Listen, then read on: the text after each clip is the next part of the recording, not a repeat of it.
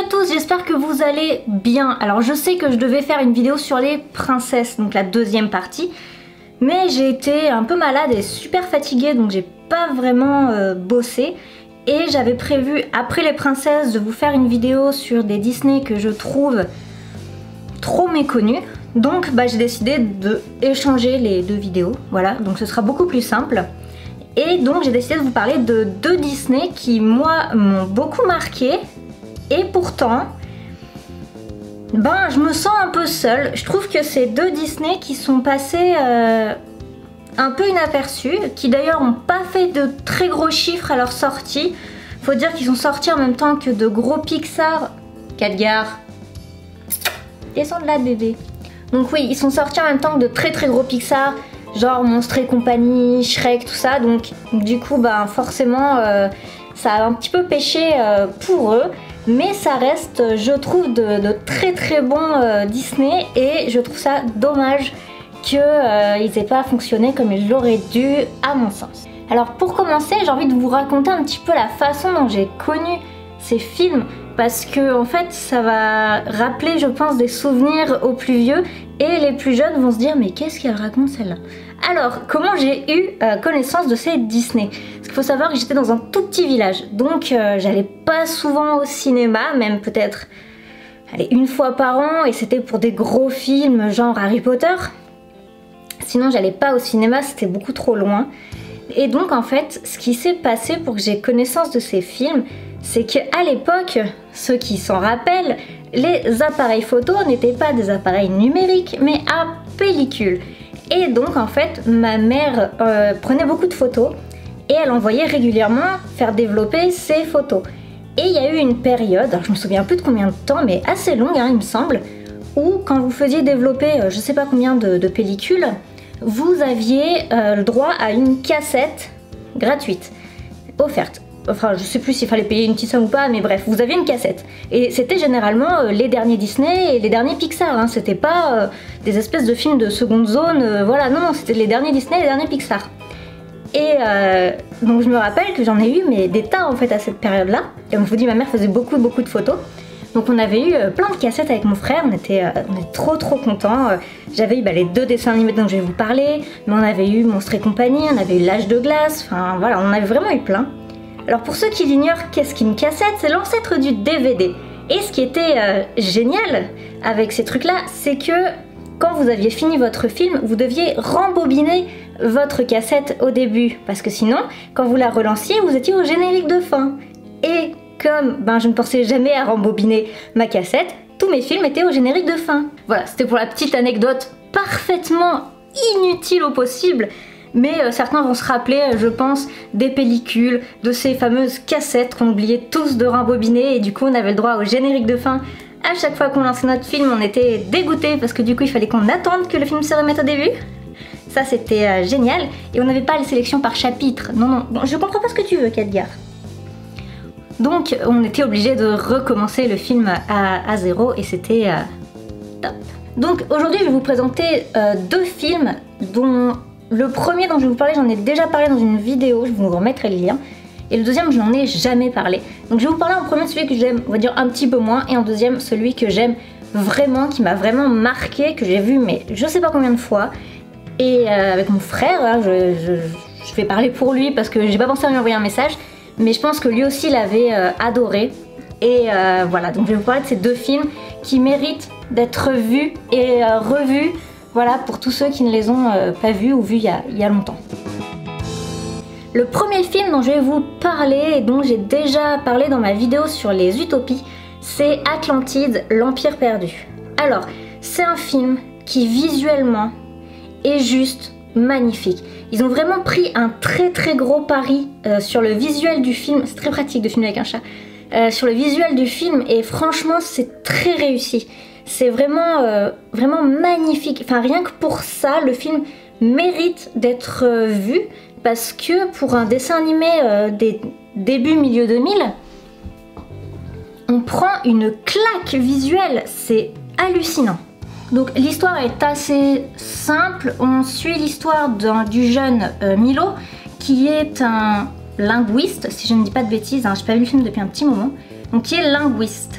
et en fait il découvre qu'il y a un livre qui existe qui donne le chemin vers l'Atlantide, et il découvre qu'en fait il y a eu une erreur de traduction et qu'il n'est pas en Irlande mais en Islande. Et donc il cherche à faire financer une expédition pour aller récupérer ce livre. Bien évidemment, personne ne veut financer son expédition, tout le monde le prend un petit peu pour un déluré qui croit à l'Atlantide, enfin voilà, donc tout le monde s'en fout en fait de lui. Et il est retrouvé par des gens qui ont travaillé en fait avec son grand-père et qui ont effectivement trouvé le livre en Islande. Le problème, c'est que le livre est en Atlante, et comme ils ne sont pas linguistes, ils ne savent pas lire le livre, et donc ils ne savent pas se rendre à l'Atlantide. Milo va donc rejoindre l'équipe pour du coup faire cette expédition, non pas du coup pour récupérer le livre, mais directement expédition vers l'Atlantide. Et là on découvre un sous-marin, mais d'une beauté.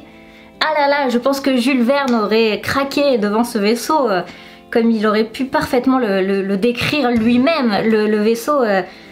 Enfin, il est très steampunk, vraiment très beau. Enfin, il y a un côté très steampunk de toute façon dans le film Atlantide, dans toute la partie qui se passe avant l'Atlantide, donc je crois que c'est en Angleterre et au 19e, donc il y a un côté très steampunk.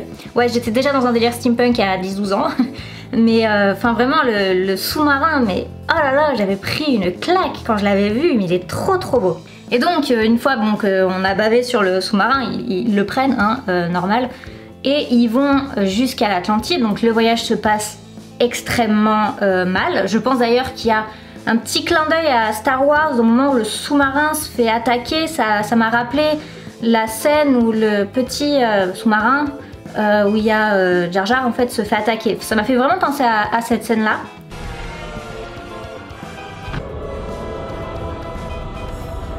Et donc après avoir perdu une bonne partie de l'équipage, ils finissent par arriver à l'Atlantide. Et c'est là-bas qu'on prend mais la claque visuelle du siècle, parce que vraiment c'est sublime, c'est magnifique. Après l'histoire, une fois là-bas, en soi elle n'est pas exceptionnelle, il y a même pas mal de reproches à lui faire, notamment par exemple le fait que les Atlantes ne connaissent même plus leur langue, et donc on a un peu cette impression que c'est quand l'homme blanc arrive que la connaissance arrive, enfin l'homme blanc vient les coloniser et les sauver, alors que les Atlantes sont censés être un peuple extrêmement avancé et ayant des connaissances de ouf, et en fait c'est l'homme blanc qui vient leur apporter des connaissances. Enfin bon, du coup c'est... Sur ce fond là c'est pas super hein, on va pas se mentir, mais l'histoire à côté de ça est vraiment quand même intéressante, hein. Il y a d'autres personnages, il y a des questions justement sur le capitalisme qui est remis en question, sur le colonialisme, sur la capacité à détruire un univers pour son propre profit. Donc il y a quand même un fond intéressant malgré ce côté de l'homme blanc sauveur, etc. Donc ça bon... Voilà, et de la princesse un petit peu en détresse, hein, donc ça c'est un petit peu moyen, on va pas se mentir. Mais sinon, c'est vraiment un chouette film. Moi je me rappelle que c'était surtout le visuel qui m'avait tapé à l'œil en fait, parce que vraiment c'est très beau. Et comme je n'ai absolument rien révisé et que je n'ai pas du tout préparé ma vidéo, je vais vous dire de quand ça date. Si mon téléphone veut bien se dépêcher. Ça date de 2001 et franchement pour 2001 c'était vraiment très beau. Enfin je vous mettrai des images en même temps que je parle bien sûr, mais vraiment c'était waouh, j'ai pas d'autre mot à dire. Et l'un des autres paris qui a été pris pour ce film et qui est assez étonnant, c'est qu'il n'y a pas de chanson. Il y a des musiques, hein, bien sûr, comme dans tous les films, sinon ce serait un petit peu bizarre. Mais il n'y a pas du tout de chanson. On n'a à aucun moment la princesse qui s'appelle Kida qui se met à chanter ou quoi que ce soit. Non, pas du tout. On est très loin de ça. Du coup, je pense que le film est peut-être un petit peu plus mature que les autres Disney qui étaient vraiment adaptés à des enfants. Moi, quand je l'ai vu, donc il est sorti en 2001... Admettons, j'ai dû le voir peut-être 2-3 ans après, hein, le temps qu'il sorte en cassette et tout. c'était moins rapide à l'époque, hein, ça sortait pas dans les 3 mois qui suivent la sortie cinéma, hein, c'était plus long. Il n'y avait pas le téléchargement, tout ça.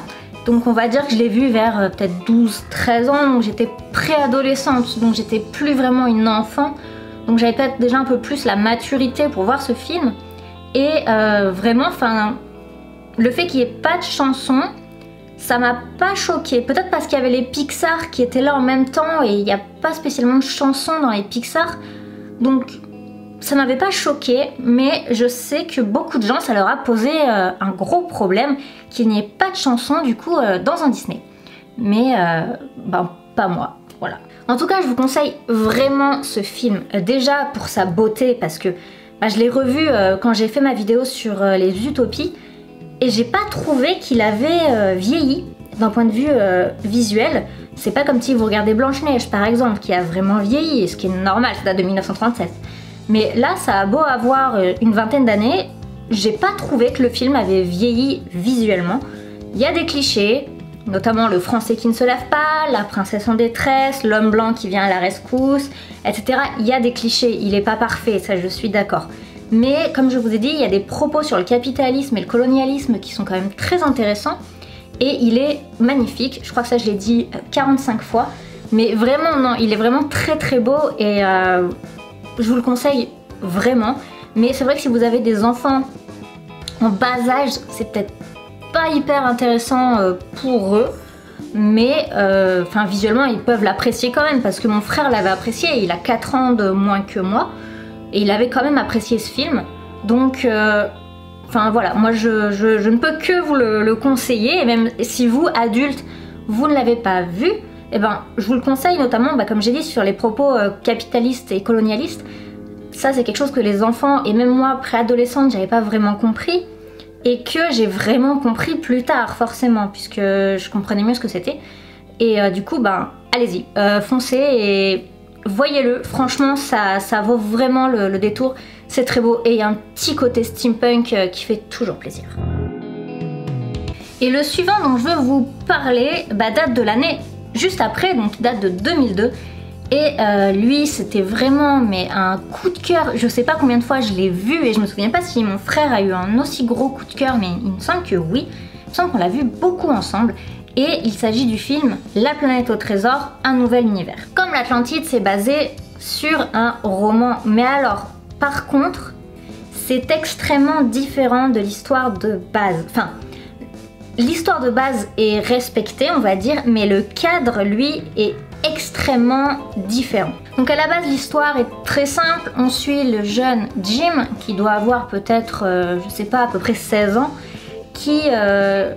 son père s'est barré quand il était gamin et il a tendance à avoir des petits soucis avec la loi, c'est un petit peu un rebelle parce que en fait il a tendance à faire de l'overboard, mais genre un vrai overboard style le retour vers le futur, hein, un skateboard qui vole, hein, pas les espèces de trucs qui ressemblent à des trucs pour grands-parents là. Non, le vrai overboard dans des endroits un peu interdits, un peu privés, et donc il se fait souvent choper par la police et ramener donc à l'auberge où travaille sa mère. Donc par les flics, qui sont des flics robots d'ailleurs, c'est très rigolo. Enfin il se fait ramener souvent, voilà, donc il a quand même des petits soucis avec l'autorité, avec la loi. Et un jour un vaisseau, un tout petit vaisseau se crache en fait devant l'auberge. Il y a une espèce d'homme mollusque, je ne sais pas exactement ce que c'était, qui en sort, qui lui donne une sphère et qui lui dit de s'échapper le plus vite possible. Donc il part avec sa mère et un ami de sa mère qui est docteur parce qu'il y a des espèces de pirates qui viennent les attaquer. Et en fait il s'avère que la sphère qu'a donné l'homme mollusque là, c'est une carte au trésor.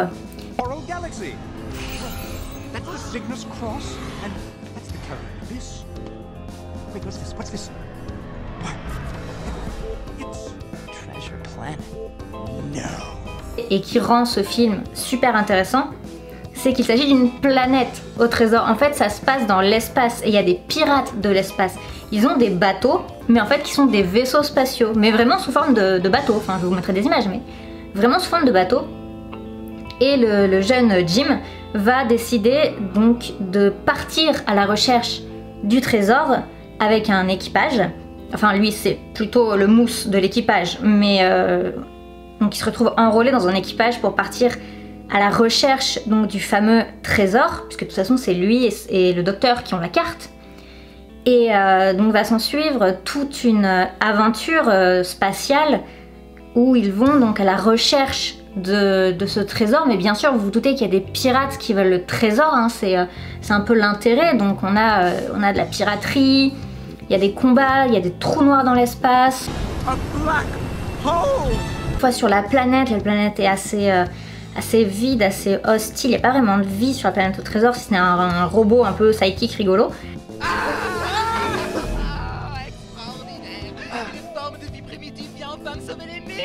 Oh le pied, le délire, je t'adore, fais-moi un gros câlin chérie. Ça va, arrête. Ça suffit, lâche-moi. Ok. Un peu énervant du coup, mais bon, c'est un sidekick rigolo, hein. On les aime ou on les aime pas. Et voilà, jusqu'à trouver le trésor sans se faire capturer par les pirates, voilà. Donc c'est vraiment une histoire de piraterie, mais déplacée dans l'espace, donc dans une immensité beaucoup plus grande du coup que juste la planète Terre. Et il y a des plans de l'espace, notamment un plan d'une lune qui sont... Mais waouh! Waouh! D'ailleurs, le plan de la lune, c'est la première chose qui avait été dévoilée, parce que comme l'Atlantide, visuellement, c'est magique. Bon, il y a des espèces d'effets 3D assez rares, mais il y en a un petit peu qui, eux, ont un petit peu mal vieilli, hein, on va pas se mentir, là c'est pas super, mais sinon tout ce qui est dessin, tout ça c'est vraiment mais magnifique.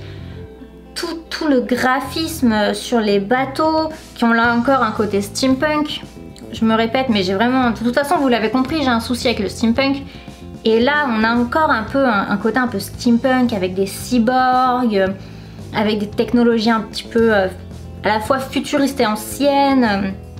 C'est steampunk en fait, je sais pas pourquoi je continue de faire cette phrase, hein. Voilà, c'est clairement steampunk. Et c'est très intéressant, il y a une espèce de perroquet du futur qui est une sorte de petit métamorphe trop mignon. Du coup, enfin, c'est vraiment, voilà, et il y a tout un travail sur les aliens, donc, parce qu'il y a pas vraiment d'humains d'ailleurs, en fait, à part Jim et sa mère. Tout le reste, ce sont des aliens. Donc, du coup, il y a tout un travail. Là encore, on se rapproche d'un Star Wars, hein, avec tout un travail de recherche sur créer les aliens, tous différents, avec certains qui ont un langage différent, dont un qui communique avec des proutes, si ma mémoire est bonne.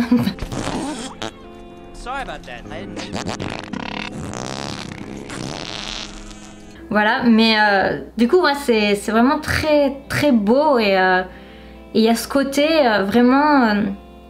c'est l'île au trésor, mais dans un univers beaucoup plus vaste. Et on va pas se mentir, tous les gamins aiment la piraterie. Enfin, en tout cas, moi, quand j'étais jeune, les gamins étaient passionnés par la piraterie. Moi la première, hein. Et du coup, là, avoir des pirates dans l'espace, on a vraiment un côté assez différent. On dirait un mélange entre Star Wars et l'île au trésor, en fait. Donc c'est vraiment intéressant, et c'est vraiment très beau. Et là, par contre, cette fois-ci, on a une chanson chantée par David Hallyday, d'ailleurs, qui est géniale. Donc je peux pas vous la passer, déjà parce que la chanson entière, ça ferait un petit peu long dans ma vidéo, qui s'appelle Un homme libre, et je vous conseille vraiment d'aller l'écouter, elle est vraiment très chouette. Et la particularité, par contre, de cette chanson, c'est que contrairement aux chansons précédentes, où ce sont donc le personnage principal, généralement, qui chante la chanson, ici on a plus un clip musical où on a les aventures donc de Jim dans le présent sur le bateau, et aussi des souvenirs par exemple de son père qui s'en va. Donc ça sert aussi à montrer un peu le temps qui passe dans le vaisseau, à marquer une ellipse temporelle à travers cette chanson, parce que vous vous doutez, on est dans l'immensité de l'espace, hein, donc le voyage, je sais pas combien de temps il dure, mais à mon avis très longtemps. Et donc pour faire un passage un peu plus rapide dans le temps, il y a cette chanson avec ce clip pour faire avancer donc l'intrigue d'un point A à un point B, du coup en accélérant les choses. Et donc la chanson est vraiment très belle et la façon dont c'est présenté sous forme de clip, c'était quelque chose quand même d'assez rare. Hein. Généralement, c'est la princesse ou le prince qui chante. Et là, pas du tout en fait. On a vraiment l'impression que c'est un chanteur complètement en dehors de l'histoire, pour le coup, qui n'est pas dans la diégèse du film, donc comme un narrateur en fait extérieur qui chante cette chanson. On a vraiment l'impression que c'est un clip musical rajouté au milieu de l'intrigue. Et j'avais trouvé ça très intéressant. Et ça change un peu. Et faut voir le film évidemment pour comprendre hein, le principe. Mais franchement, c'est très intéressant. Là encore, par contre, je pense que c'est pas forcément, et je pense que c'est l'une des choses qui a fait l'échec un peu du film. C'est pas que c'est pas un bon film, parce que c'est un très bon film. Mais je pense que ce qui a posé un peu problème, c'est qu'il a été vendu comme film pour les enfants. Et que là encore, je pense qu'il est plus pour des pré-ados, ados, adultes. Parce que je l'ai revu en étant adulte hein, et je l'ai toujours trouvé magnifique. À part du coup, comme je vous ai dit, les effets 3D que je me suis dit, ça me semblait plus joli quand j'étais enfant. Ça vieillit, voilà. À part ça, j'avais adoré le film. Les enjeux ici vont plus être... C'est pour ça que je pense que c'est plus adapté à des pré-ados et des ados. On a la question déjà de l'adolescent en quête d'identité et on va se retrouver avec une espèce de figure paternelle dans le personnage du cyborg, donc qui n'est pas son père, hein, c'est une figure paternelle. Et il y a un conflit en fait entre les deux. Il y a de l'affection, il y a une sorte d'amour familial entre les deux un peu, et du conflit, ce qui est plutôt typique de l'adolescence plus que de l'enfance. L'enfant n'est pas vraiment en conflit avec ses parents, c'est plus à l'âge adolescent que le conflit se crée. Et du coup, ce conflit paternel, entre guillemets, va faire que je trouve que des jeunes enfants ne comprennent pas forcément bien cet enjeu-là, en tout cas. Sinon, l'histoire de la quête au trésor, les pirates, tout ça, je pense qu'ils peuvent le comprendre parfaitement. Les références que je trouve, moi en tout cas, à Star Wars, clairement, il y a des chances que les enfants passent à côté, hein, c'est sûr. Mais pas forcément du coup des ados et des adultes qui connaissent mieux Star Wars. Enfin, ça dépend des gens, mais quand même, merde, Star Wars, c'est quand même des classiques, hein, on va pas se mentir. Comme je vous ai dit, pour moi, il y avait déjà des références dans l'Atlantide avec donc l'attaque du vaisseau, du sous-marin. Et là, il y a ce côté bataille spatiale, extraterrestre, d'autres planètes... qui me font penser à Star Wars. Et on est donc début 2000, donc si je dis pas de bêtises, c'est à peu près la période de la prélogie, donc un peu le retour de Star Wars. Donc on est bien dans la bonne période et de toute façon les auteurs des films doivent avoir grandi avec la trilogie de Star Wars, donc c'est, je pense, des références du coup qu'ils sont obligés d'avoir. Et du coup, voilà, c'est des références encore une fois que les enfants n'auront pas. Et c'est pas obligatoire pour comprendre le film, mais c'est vrai que de se dire, putain, ça me fait penser à Star Wars quand même. Voilà, c'est toujours un plus. Cette comment essayer de vous expliquer ça, cette transfictionnalité. L'idée donc qu'on s'inspire d'une autre fiction et qu'on y met des clins d'œil. Faudrait que je vous fasse un jour une vidéo sur... j'en ai fait une sur Supernatural, d'ailleurs je vous la mettrai. Donc où j'explique un peu ce que c'est que la transfictionnalité. Mais voilà, l'idée de s'inspirer d'une autre œuvre et de façon à ce que les gens se disent « Ah, ça me fait penser à ça et tout ». Et il y a parfois de fortes chances que ce soit le cas. Et je me rends compte que comme je n'ai pas de script, je suis totalement en train de m'éloigner du sujet de base. Donc voilà, je vais me stopper là parce que je me rends compte que je pars complètement en couille. En tout cas, ce que je veux vous dire, c'est que vraiment Atlantide, l'Empire perdu et La planète au trésor, un nouvel univers, donc les films de 2001 et 2002, sont des films qui ont été des échecs commerciaux, car je pense qu'ils ont été faits pour un public un petit peu plus âgé que d'habitude et les gens n'étaient pas habitués à ça et du coup ça a un petit peu chamboulé les choses et les gens du coup ne se sont malheureusement pas attardés je pense sur ces films à l'époque et c'est vraiment dommage parce que moi quand je les ai découverts, donc quand ils sont sortis en cassette, donc sûrement 1 ou 2 ans plus tard, je sais que j'avais adoré ces films et quand je les ai revus, je les ai toujours autant adorés et comme je vous ai dit, j'ai plus compris les enjeux sur le capitalisme et le colonialisme dans l'Atlantide et les questions de capitalisme aussi parce qu'on parle de trésors et d'adolescence, de conflits, donc pour la planète au trésor. Donc si vous ne les avez pas vus, franchement je vous conseille de les voir, c'est pas des films très longs,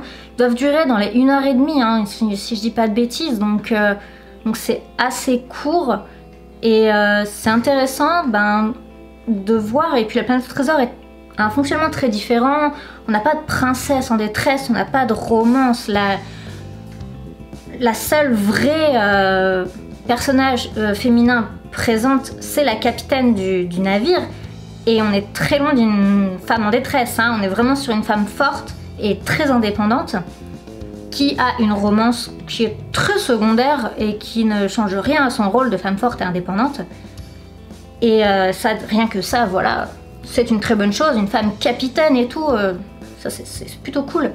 Donc non, vraiment, je vous les conseille et je trouve ça vraiment dommage que ce soit 2 films qui sont passés complètement à côté et dans l'oubli en fait, alors qu'ils mériteraient tellement plus, mais tellement plus.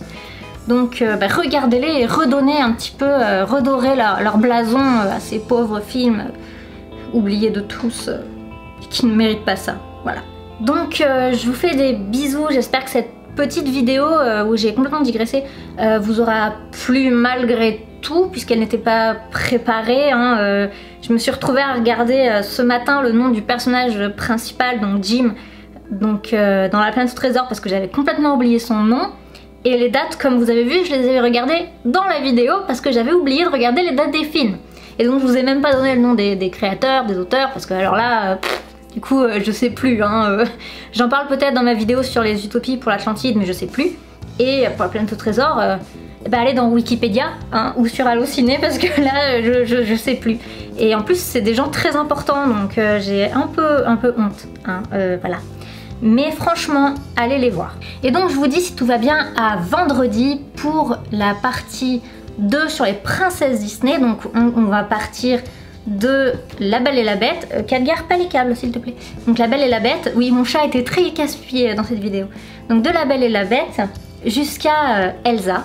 Donc j'espère vous sortir la vidéo vendredi. Parce que je vous avoue qu'en ce moment je suis super fatiguée, c'est horrible. Si je me laissais faire, je crois que je dormirais toute la journée.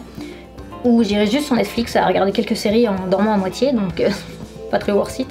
Donc j'espère la sortir à temps. Donc si vous voulez savoir un petit peu si ça sortira à temps, suivez-moi sur Insta parce que c'est là-dessus que je donne le plus d'infos en story en fait. Donc n'hésitez pas à me suivre, le lien est en description. Et donc je vous fais des gros bisous et j'espère que la musique qui a accompagné cette vidéo vous aura plu. N'hésitez pas à le dire en commentaire parce que c'est la nouvelle musique qui sera dans toutes mes vidéos. J'espère qu'elle vous plaît. Donc c'est encore fait par Gersiflé, son SoundCloud est aussi en description. N'hésitez pas à aller écouter ce qu'il fait, c'est génial. Et je ne dis pas ça uniquement parce que je suis sa sœur. Non franchement voilà, j'espère que la musique vous plaît parce que vous allez la manger à balle jusqu'à ce que je me décide à lui en demander une autre. Donc voilà, donc j'espère que ça vous aura plu, je vous fais des bisous et je vous dis, j'espère, à vendredi.